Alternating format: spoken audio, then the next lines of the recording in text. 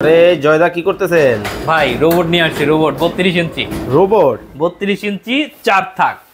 সবচেয়ে বড় প্রোডাক্ট এটা কি দাদা ভাই ডোরগুলো দেখেন ভিতরে ওরে কেবিনেট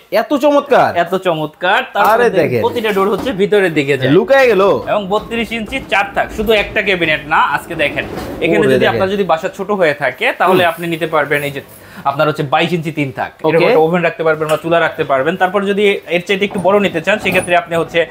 22 ইঞ্চি 4 থাক নিতে পারবেন 3 থাক 4 থাক তারপর হচ্ছে 32 ইঞ্চি 4 থাক তারপর হচ্ছে রাজা আছে রানী আছে এই হচ্ছে রাজা রান্নাঘরের